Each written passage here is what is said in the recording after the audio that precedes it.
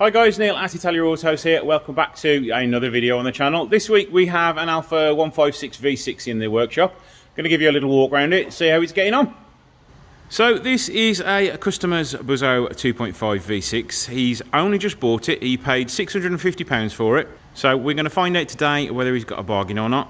So let's start by having a walk around the exterior. Now you probably can't see it as well because it's just rained, but there is lacquer peel all over the bonnet, roof, and it's just starting to go on the rear quarter as well. But rust wise, the main car on the exterior is okay. It is starting to rust down in the bottom corners of the wings there. You can see a couple of little holes, a little bit of lacquer peel on the bonnet, I think. Yep, lots of that there. Headlights are yellowing a little bit. It doesn't seem to show that well in the camera, but they are getting quite yellow. See down there, we've got holes in the wings, and you can peel the side skirt back and see that there is a bigger hole there as well. So that's going to need taking care of, but there are no wings available anymore for these, so customer's got a nice little hunt to do. A little bit of corrosion on the wing mirrors, which is very common on 156s. The window seals all seem to be holding up pretty well. You've got some rust making that expand there, but that one looks okay. Side skirts need re-sticking on. Lacquer peel on the rear quarter and on the rear bumper. That's probably the nicest 156 spoiler that they do, other than just the aftermarket lip spoiler that I had on my blue GTA many years ago. Quite a few extra badges put on it as well, and stickers and stuff. I agree with the customer on this one that they all need to come off and make it as standard as possible. Probably as well put the original alloy wheels on. Now the interior, ooh, it's got some very nice boudoir lights. Yeah, I'm not a fan of those. I feel like I'm in a chip shop in the summer waiting for a fly to go zap on one of those zappers. Yeah, there's the seats, rear seats, they always hold up well because they don't tend to have many people sitting in them. The front is holding up pretty well as well. There's no real wear on the main part of the leather there, just on the seam there. They're still pretty comfortable. It's losing a little bit of foam down there, but it is holding up pretty well. It's the original early 156, so it's all pre-facelift, so it's got the original stereo. I do believe it doesn't work, but it's still there. We've got no warning lights illuminated on the dashboard. Make sure we're in neutral. It all starts pretty well and sounds as awesome as always. We do have black sun visors, which are not standard. They're probably out of a facelift car or a GTA possibly. Yeah, we've got all the dials working. So we've got no engine lights, doors open, handbrake lights on. We've done 134,000 miles, which is technically low mileage. So yeah, inside it's holding up very well indeed. Another extra sticker there that needs seeing to. Overall, love the lights. It's not too bad inside, and the exterior, yeah, it needs paintwork. They all do because it's red. So let's have a look under the bonnet now, and then we'll get it on the ramp.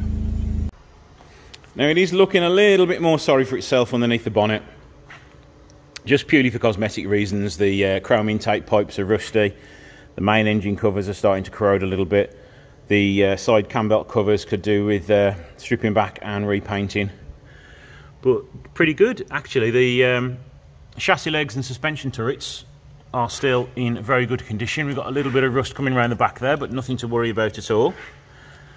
Coolant looks reasonably clean. Let's have a look at the engine oil. Can't really tell on there, but yeah, it looks reasonably clean.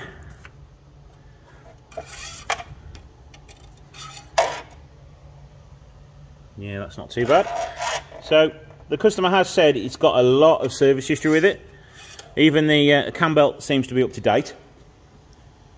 So the main thing now is rust on the underside. So as we all know, on the underside of these 156s, they do like to rust. And as we've seen from the state of the bottom of the wings, I bet it's going to need some welding, or it's had some welding in its time. So let us get it in the air and have a look at it. Decided to have a look at the brakes first because I saw the state of the rear discs. I mean, look at the lip on that. That is so big. The disc looks so thin. The rear pads are okay. There's plenty of life in those, but they're going to want changing as well because they're not going to be wearing evenly with a disc in that bad of shape. Rear shocker, that has been changed within the last sort of 18 months, 2 years, I'd say. It's still got the old spring on it. Let's have a look around the other side. Again, this shocker doesn't seem to be that old. It's probably about 18 months as well. And the same with the rear disc on this side. It's a top line shocker, so yeah, that is an aftermarket one. A little bit of rust starting to come through on the rear arch. But for a 22, 23-year-old car, it's not bad at all. Front brakes, we have got a fair old lip on the front, but it's not as bad as the rear. The rear pads are okay. I can't quite get in there to show you that one. It looks as though it's had some rust treatment underneath the front arches. I could tell when driving it in that the front upper wishbones could probably do with changing. They do seem a little bit noisy. But the shocker looks okay. We'll have another look at that when it's up in the air more. And the last corner, again, yeah, it's had some rust treatment in here as well. A little bit of rust coming up in that corner there, but it's nothing to worry about. I've not had a proper look underneath it yet, so it's going to be as new to me as it is you. 650 quid, I am expecting it's going to need some welding, so let's have a look. The sills aren't bad actually. It's had some welding up there. It's a reasonable job. It looks as though it's holding well. It's done right to the front wing as well. I bet it's had some work under there as well. Just right up to along that seam there, so that was quite bad. Yeah, seals are okay on this side. They could do with some treatment just to protect them, as being as they're not that bad. Onto the driver's side, it's had the normal big weld patch there done to it. A few rust spots coming through there, but that just needs treatment, no welding. A few nice spots of welding along this side, so it's not too bad really. Oh, he's going to be probably going to want some more welding there soon enough because it's missing a whole part of the sill. Oh god, the welding's not so good there. I mean, my welding isn't the best, but that's the penetration isn't very good on that bit.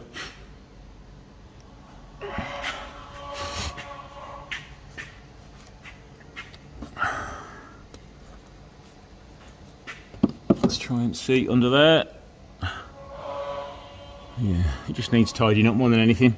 Onto the engine bay, we've got the normal oil leak coming from the crankshaft seal. We have got a leak up here which appears to be coming from the power steering union up there. Can you see that? Right at the bottom middle of the screen, it's leaking from there, so that needs a new washer putting in there probably. Yeah, that's power steering fluid. Radiator, it's had a new one over the last few years, I'd say. That looks reasonably new. Radiator support is in very good condition actually. That's very little rust on that at all. Front mounts are pretty much non-existent. Even right the way up to the top there, they're starting to go, so it's unusual they've gone that high. Drive shaft gaiters all okay. No leak coming from the drive shaft seal. Again, that's okay. It's missing the dust cover for the brakes. A little bit of rust on the bottom of the chassis leg there. That's going to want treating before it gets any worse. And again on that side. Exhaust. Yes, it needs an exhaust on it, or front pipe anyway, because we're going to have it blowing from there, so that's going to be an MOT fail. It doesn't appear to be blowing from the front there. And the shorter pipe, that's okay. So it just needs one pipe here, which isn't bad at all. So really, MOT fail wise, I haven't checked for playing any of the bushes yet, but we've got one little spot of welding which needs doing here, and that is it pretty much. And the exhaust leak.